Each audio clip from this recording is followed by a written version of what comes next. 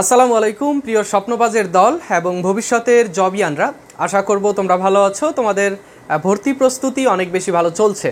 তোমরা জানো যে ইতোমধ্যেই জগন্নাথ বিশ্ববিদ্যালয়ের আবেদনের তারিখ এবং অন্যান্য যে বিষয়াদি রয়েছে সেইগুলো তারা প্রকাশ করেছে, যেমন ভর্তি পরীক্ষার তারিখ, ভর্তি পরীক্ষার সময় এবং আবেদনের সময়, ভর্তি পরীক্ষার ফি এবং সিলেকশন পদ্ধতি।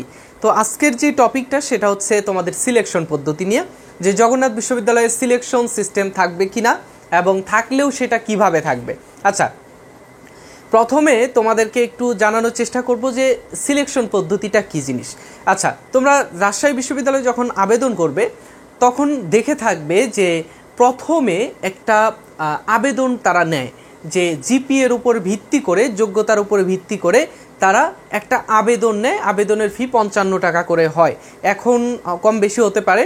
তো এই আবেদন যখন 80,000, 70,000, 1 লক্ষ পর্যন্ত যায়, তখন কিন্তু এই বিশ্ববিদ্যালয় কর্তৃপক্ষ বা ভর্তি প্রশাসন যেটা করে, সেখান থেকে নির্দিষ্ট একটা পরিমাণ শিক্ষার্থীর পরিমাণ, পরীক্ষার্থীর পরিমাণ তারা রেখে বাকিগুলোকে ছাঁটাই করে দিয়ে এই নির্দিষ্ট সংখ্যক শিক্ষার্থীরা ভর্তি পরীক্ষায় অংশগ্রহণ করতে পারে।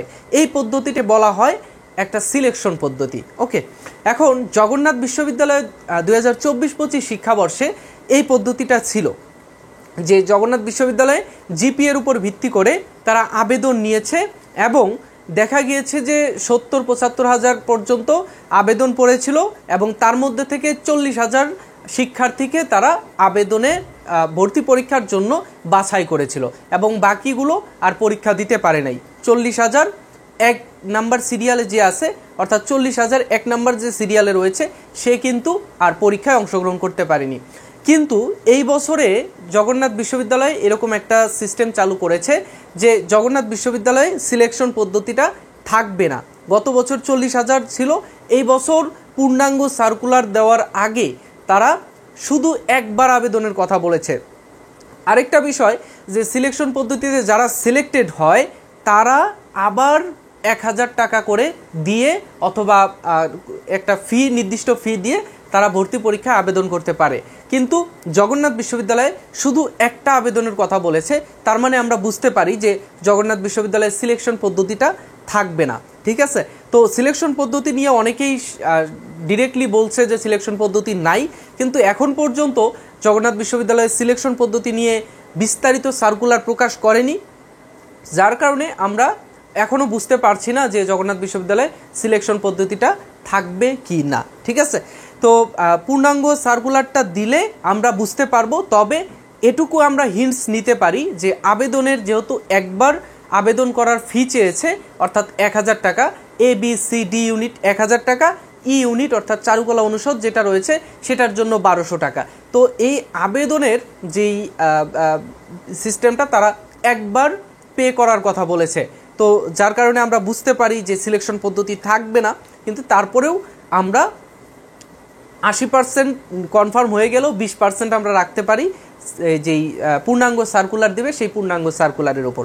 ঠিক আছে, তো আমরা পূর্ণাঙ্গ সার্কুলারের জন্য অপেক্ষা করছি এবং আবেদনের যত রকমের বিষয়াদি রয়েছে, যে আবেদন কিভাবে করবে, কোথায় কি করতে হবে, মাইগ্রেশন, তারপরে কতগুলো আবেদন পড়েছে, কিভাবে তোমরা কোথায় পৌঁছাবে, ঢাকার কোন প্রান্ত থেকে তোমরা জগন্নাথে আসবে, কোথায় সিট পড়েছে, কোন বিল্ডিংটা কোথায়, কিভাবে কোথায় যাবে, সমস্ত গাইডলাইন ইনশাল্লাহ তোমাদের দেওয়া হবে। ফারুক একাডেমি তোমাদের জগন্নাথ বিশ্ববিদ্যালয়ের সকল ইনফরমেশন এবং ভর্তি পরীক্ষার গাইডলাইন দেওয়ার জন্য সবসময় প্রস্তুত। তোমাদের কথা চিন্তা করে আমরা জগন্নাথ বিশ্ববিদ্যালয়ের সি এবং ডি ইউনিট, অর্থাৎ বাণিজ্য শাখা এবং বিভাগ পরিবর্তন সামাজিক বিজ্ঞান অনুষদ যেটা রয়েছে, সেই 2টা ইউনিটে আমরা গাণিতিক বুদ্ধিমত্তার জন্য আমরা কোর্স চালু করেছি।